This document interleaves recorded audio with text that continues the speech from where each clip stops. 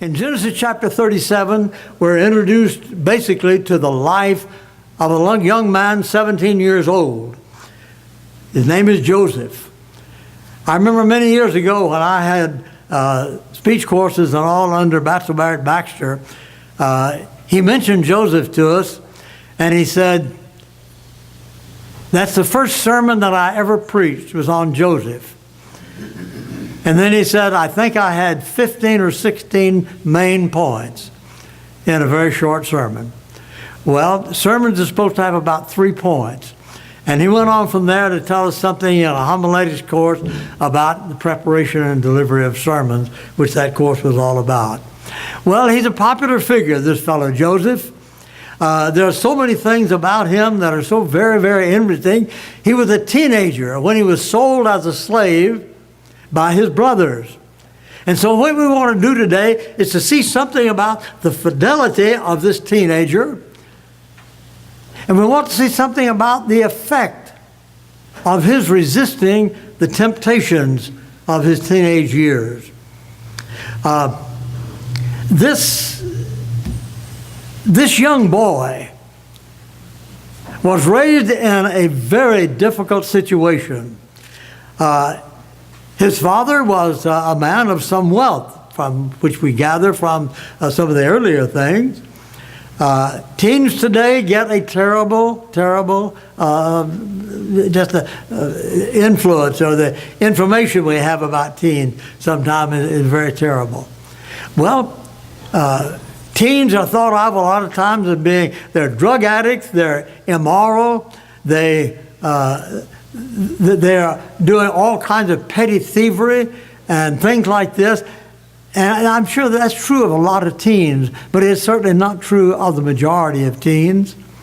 And we need to stop and think about the influence of teenagers in our culture. Now, we don't have teenagers, except maybe one in our audience today, but we all have an influence on teenagers. We can all encourage them. We can all help them. We can be of assistance in a variety of ways so far as these teenagers are concerned. So I want us to look at Joseph's life, the story of his life, so we get a good, strong background.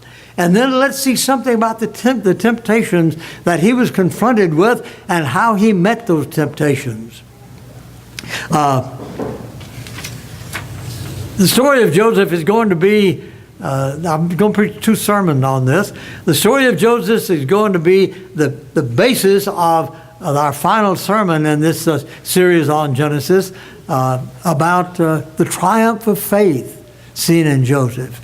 And so be sure you catch the story of Joseph if you're not already familiar with it. Joseph was born of Rachel and Jacob. Rachel was Jacob's favorite wife. He had a number of wives, and she was the favorite. And Joseph was a young baby born. He was born late in Joseph's life. And Jacob's life, and Jacob loved Joseph more than any of the rest. What did this lead to? This led to some sibling rivalry. A great deal of sibling rivalry. His brothers hated him. They were very jealous of him because his father did some special things for him, made him a beautiful coat and things like this. And so they just didn't like their brother. Well, their brother was, he had some dreams, and he was the dreamer. That's what they called him. He had these dreams. And he told his brothers, he said, in the dream that I had, we were all out in the field, and we were putting the grain and the sheaves and all together. And he said, all of your sheaves stood up, and they bowed down to my sheaf. Well, that didn't sound very good to them. They hated him for that. And then later he came up with another dream, and this was to his father. He said, you know, Father, I had a dream last night, and guess what? The sun and the moon and 11 stars were all bowing down to me. Well, you see, Joseph got to be hated because of his dreams, as well as the rivalry that was there between Joseph and his brothers and sisters, his brothers, and their relationship to the father. So this sibling rivalry was a terribly hard thing. His brothers were very evil. They are spoken of as such. His brothers were very evil. And when Joseph was sent by the father into the field to see how the brothers were getting along, they found out, well, they're in a different city. And he went to another city where he found his brothers. They saw him coming. And they said, oh, here comes this dreamer. What are we going to do with him? They said, let's kill him. And one of them, by the name of Reuben, his brother, he said, no, let's don't kill him. That won't do us any good. Let's just throw him in a pit here. So Reuben's idea was, I'm going to rescue him and send him back to his father. Well, when Reuben was away, a caravan came down of Ishmaelites, and they sold Joseph as a slave to the caravan. When he got down to Egypt, where the caravan was headed, he was sold on auction and was bought by a man named Potiphar.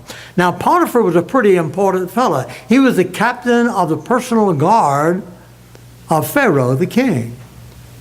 And so he had a pretty important job. And Joseph now became the servant of Potiphar. And Potiphar saw, boy, this fellow Joseph, he's just, he's taking care of everything. He is a very responsible young man. And so Potiphar just ended up turning the whole household over to him, and the operation of the whole house was in the hands of Joseph. Well, Potiphar had a wife who was attracted to this young man. And she tried to seduce him. And over she tried to seduce him. And finally one day she grabbed a hold of his coat, trying to seduce him, and he said, I cannot sin against God and commit this terrible thing. And he ran away. But as he ran away, she ripped the coat off of him, and he ran away naked. Well, when Potiphar came home, she said, you see this coat? Joseph tried to seduce me. A lie. Potiphar now had Joseph thrown in prison. Things are not going too well for Joseph. He's sold as a slave. Everything looks like he's going along pretty well, and now he's thrown in prison. Well, he was a good prisoner. He never lost his faith in God. He never picked up the practices of the paganism of his day right there in Egypt. But he became a very good prisoner, and the warden of the prison saw what a man of integrity this fellow was, and he just turned the prison over to him. And one day he was kind of checking up on the prisoners and all, and he saw a couple of prisoners, and they were very downhearted. And so he said, well, what's the trouble? And they said, oh, we had dreams, and we don't know what these dreams mean. Well, Joseph had a little experience with dreams. He said, what were your dreams? And so they told him the dream. The baker, the chief baker of the king, and the chief butler of the king were the two that did this. And so when he interpreted the dreams, he said to the chief butler, he says, your dream means that in 3 days you're going to be restored to your position. And once again, you will serve the king. Boy, that sounds good. So the chief butler said, I like that. Now, I had this dream, and he described the dream to him, and Joseph says, bad news bears. He says, your dream means that in 3 days, they're going to execute you. In 3 days, you're going to be killed. Well, surely enough, these dreams came true. Joseph said to the butler, he said, listen, when you get back into the court of the king, please remember me. I'm here on a false charge. Please remember me to the king. Well, when he got back, he forgot all about that. And then sometime later, about 2 years later, Pharaoh had a dream, and And Pharaoh is real troubled about this thing. And the chief butler says, I remember when I was in jail that there was a fellow there who interpreted my dream, came true exactly like he said. And he interpreted the dream of another, and it came true also. Pharaoh says, get that man here. They sent for Joseph. The Bible mentions he cleaned himself up, washed his face a little bit and so forth, so he could present himself to the king. Well, what did you dream, king? The dream was this. It said, I saw out of the Nile River 7 good, healthy cows came up. And then out of the Nile River, 7 lean cows, skinny cows, cows that were not healthy at all. They came up out of the river, and you know what they did? They ate up the good cows, but they were still skinny. And then I had another dream, the king says. This other dream that I had was that there were 7 beautiful sheaves of grain, very full. And then there were 7 lean, blasted years of grain that were useless. And they went over and ate up all the good grain, but they were still bad. And Joseph says, let me tell you what that means. He said, King, there are going to be 7 years here in Egypt, and all over, 7 years of bumper crops, 7 years of plenty, but then it's going to be followed by 7 years of famine. So I tell you what you better do, king. You better take all the grain that you can find, put it away, stack it up, keep it, save it, to be prepared for the 7 years of famine. And so Joseph said, you better appoint someone who is very, very reasonable and very skilled at these things. Appoint him to take care of this for the country. And the king said, what better man than you, Joseph? So they made Joseph second only to the king. Well, that sounds like kind of the end of the story. Not the end of the story. The famine was felt back in Palestine, where Jacob and the 11 sons, the brothers of Joseph, were living. And they ran out of food. And so Jacob said, I hear that there's food in Egypt. Saddle up, go down to Egypt. All of you guys, except I'm going to keep Benjamin here. He's my youngest now. I'm going to keep Benjamin here. The rest of you go down to Egypt and buy grain for us. They went down to Egypt. They bought the grain. And Joseph had to sell the grain to them. And then when they came back, they found out that in the sacks that they had put the grain in, all of their money was returned to them. They didn't understand that because they didn't know who Joseph was. This was between 20 and 30 years later. They didn't recognize him. And when they got home and all of their money is there, they thought, oh, I wonder what in the world. Well, they ate that grain up, and they finally ran out of grain again. And so the father said, okay, by the way, I didn't mention this. Joseph had Simeon. Joseph had accused them of being spies and said, yes, you're spies. And they said, I'll tell you what, you go on back, but I'm going to keep one of your brothers here. And if you're not spies, then you bring your youngest brother back with you. Well, Joseph knew exactly what he was doing. And then when the boys, when the brothers started to come back, they said to Jacob, Father, we got to go down there and get grain. But this fellow told us if we don't bring our youngest brother, they're not going to sell us any grain. And Jacob said, I've already lost one of my children. Now you want to take Benjamin, my youngest, back with you. Yeah. Well, he didn't like that, but he finally agreed to it. And so they came in to buy the grain. And Joseph met them, and surely enough, there was Benjamin. You know what Joseph did? He made a big banquet. And he set all of them down. They still didn't know who he was. But he seated all of them at the banquet in chronological age. They were amazed at all of this. And finally, instead of just giving each one of them a share of food for the banquet, he gave each one of them their share of food, but Benjamin got a whole bunch more than anybody else. Well, they got ready to go home. Joseph said to one of the servants, "Take my silver cup and put it in the bag of Benjamin." So they did. And they started home.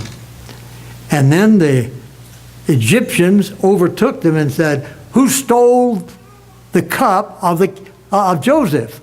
"None of us did it." Said, "Go ahead, look at all of our sacks. We don't have that cup." Looked at all the sacks and came to Benjamin's sack. Here's the cup. Well, they had to go back. And then Joseph revealed himself, says, "I'm Joseph, I'm your brother, the brother that you sold down here as a slave. I have become an assistant to the king, second only to the king. Is my father still living?" "Yes, he's still living." Said, "Go back, get everybody," and the whole family, there's about between 60 and 70 of them. "Get everybody and bring them down to Egypt. We'll give you the best place, the best part of the land to live in, and you'll be secure here." Well, they did that. They brought him down. There's a little bit more to the story I'm going to talk about next week. But let's stop for a moment now and see something about the fidelity of this young man, Joseph. He had all kinds of temptations to overcome. Today, there is so much idea that the Bible makes no difference. God's Word makes no difference to us. We live our lives the way we want to live, not the way the Bible says, because the Bible to many people is so irrelevant. But let's look at how this man Joseph, how it was that he overcame temptations. The first thing was the mistreatment of his brothers. I don't know about you, but if I had some brothers who sold me into slavery, I would be pretty upset, let me tell you. And if I had a chance to get them back, I'd have probably gotten them back. I would probably have done whatever I could do to make life miserable for those guys because of what they did to me. No, Joseph didn't do that way. He forgave his brothers.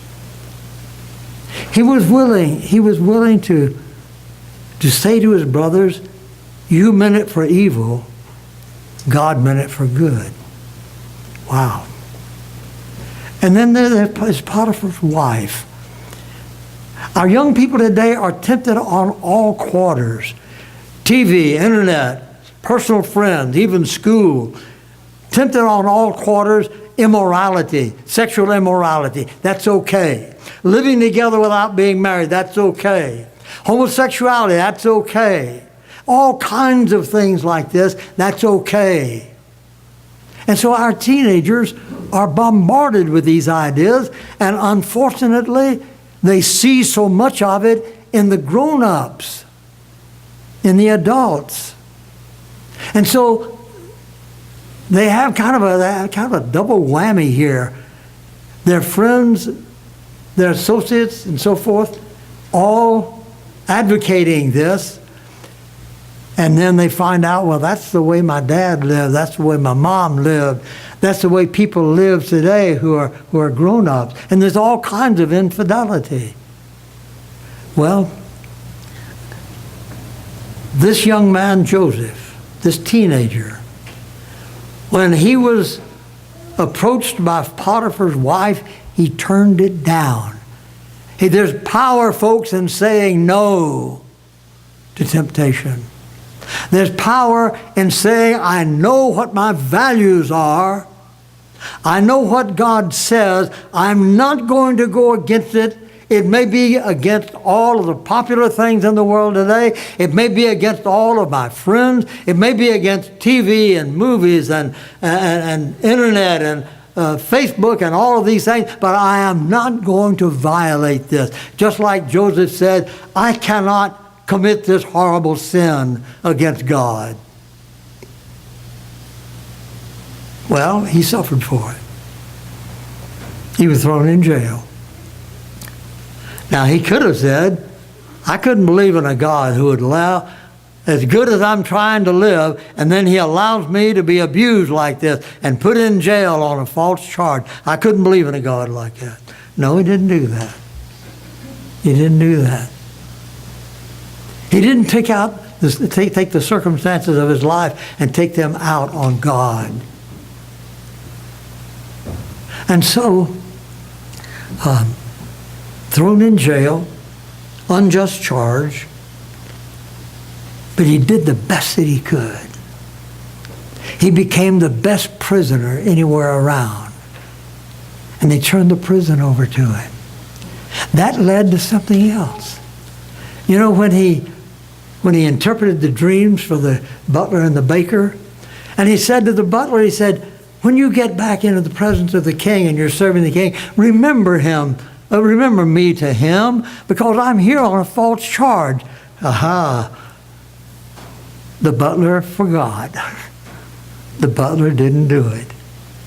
Once again, I think Joseph could have said to himself, I couldn't believe in a God who would allow this sort of thing to happen to someone who is trying to live right. I'm trying my best to live right, but I'm not successful. I'm not this, I'm not this, I'm not this, and my life is just turned inside out. Why doesn't God bless me? I'm trying to live right. And that's the way a lot of people look at God. Not Joseph. Not Joseph. And finally the time came that he was brought to the king because he could interpret those dreams, you remember? He was brought to the king. And something wonderful happened. As I mentioned a moment ago, he was made second only to the king in authority. Now he's gaining respect. Can't you see people say, oh, well, he could see God was with him. Well, getting the next week's sermon a little bit, could he see God was with him when they threw him into that pit? Could he see God was with him when he was sold as a slave? Could he see God was with him when he was thrown in prison by Potiphar? Well, you see, you and I, teenagers or not, you and I need to remember that God doesn't promise us a smooth course as proof that God is with us. He doesn't promise us success as proof that God is with us. He doesn't promise us happiness as proof that God is with us. He promises us instead that in whatever situation we find ourselves, fidelity will ultimately pay off to us. Maybe not in this life even, but fidelity will ultimately pay off for us. Don't allow yourselves, let's not allow ourselves as a congregation, as individuals, as families, whoever, to be sucked in with this idea that if God doesn't do things the way I think he ought to, then I am not going to pay any attention to God. And that's exactly what happens with so many people. Well, there's still some more to that story. When the family came down, and finally Jacob, after a long time, Jacob died, the brothers were still haunted by what they had done. And they got together and they made up a little story. And because they were afraid, now that my father is dead, Joseph is going to take it out on us. So they made up this little story. And they said, you know, before father died, he said, tell Joseph that he is to forgive you for all that you've done. And they made up this story about this idea. Joseph's response wasn't, can't you imagine this now? Well, Dad's dead. I don't have him to answer to. And boys, let me tell you, you're my brothers. I remember what you did, and I'm going to have you put in prison. You're going to be tortured and finally executed. Why? Because of what you did to me. I've got the upper hand now. I'm the one in the driver's seat, and I'll tell you right now, you're going to suffer for what you did. Now, isn't that retaliation, that idea? Isn't that pretty well what people think of today?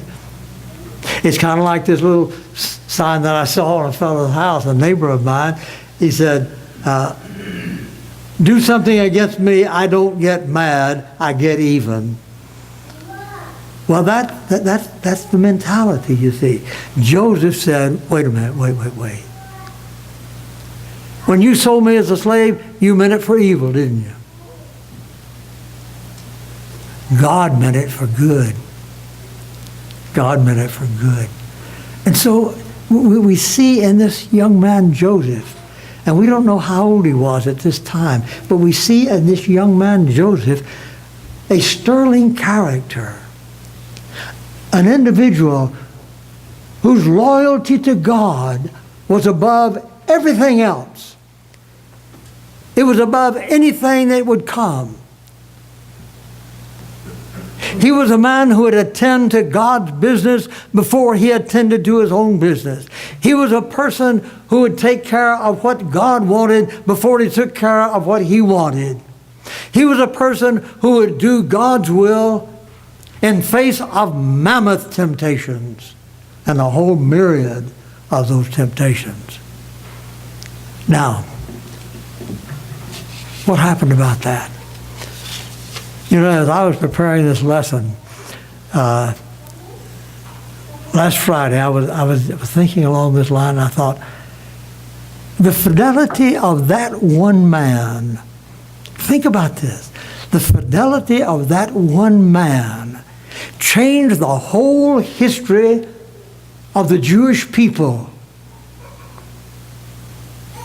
Because it was because of Joseph's coming down to Egypt, even sold as a slave, that the family of Jacob came down to Egypt, that the whole nation of Israel grew up there in Egypt, and then they were led out by the hand of Moses.